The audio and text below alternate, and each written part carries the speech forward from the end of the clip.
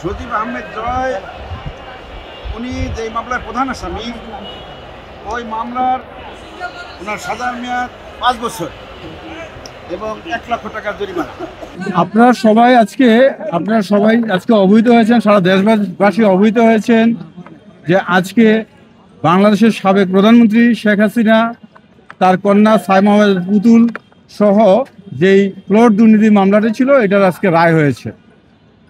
এই রায়ে বিষয়টি বিজ্ঞ আদালতের মাধ্যমে প্রচারিত হয়েছে। আপনারা সাংবাদিকরা জেনেছেন, দেশবাসী জেনেছে, আমরা রাষ্ট্রপক্ষের আইন পিপি হিসাবে আমরা উপস্থিত থেকে আমরা শুনেছি।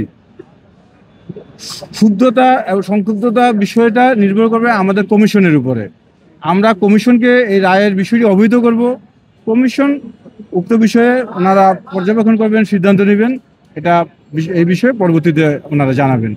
আজকের এই রায়ের মাধ্যমে একটা জিনিস খুবই স্পষ্টভাবে প্রতীয়মান হয়েছে যে মা যতই ক্ষমতাশালী হোক না কেন, দেশের প্রধানমন্ত্রী হোক না কেন, তবুও দুর্নীতির মাধ্যমে যদি কোনো প্লট বরাদ্দ নিয়ে থাকেন বা প্লট বরাদ্দ দিয়ে থাকেন, তার থেকে রক্ষা পাওয়ার কোনো সুযোগ নেই।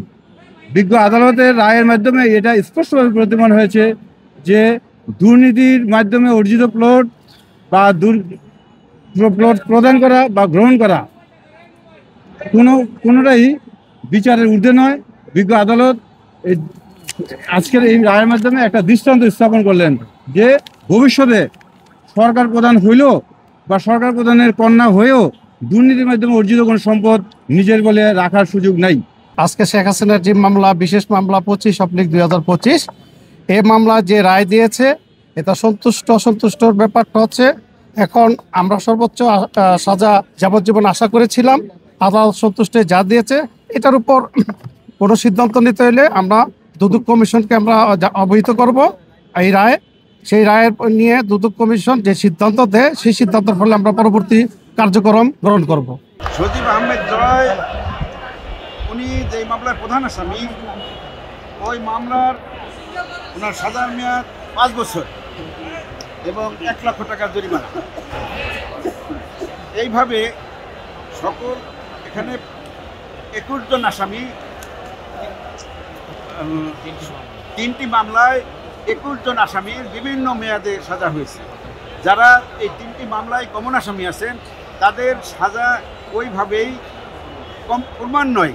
যার প্রথম মামলায় সাজা যদি 3 বছর হয়ে থাকে, পরবর্তী 2 মামলা 3 বছর ধারাবাহিকভাবে থাকবে, একত্রে না,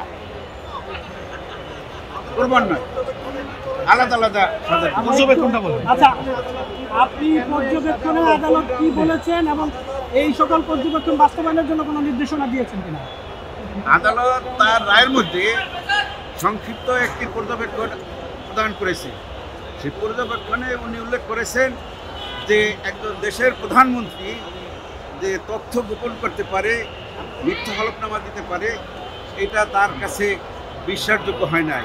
সে অবাক হয়ে গেছে যে একটা দেশের প্রধানমন্ত্রী কীভাবে, 4 বারের প্রধানমন্ত্রী, উনি কীভাবে মিথ্যা হলফনামা এবং তথ্য গোপন করে জনগণের সম্পদ উনি মিথ্যাভাবে নিয়েছে।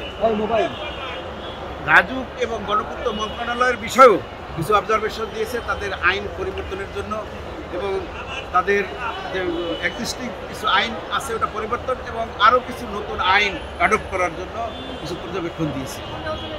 কেউ আইনের ঊর্ধ্বে নয়।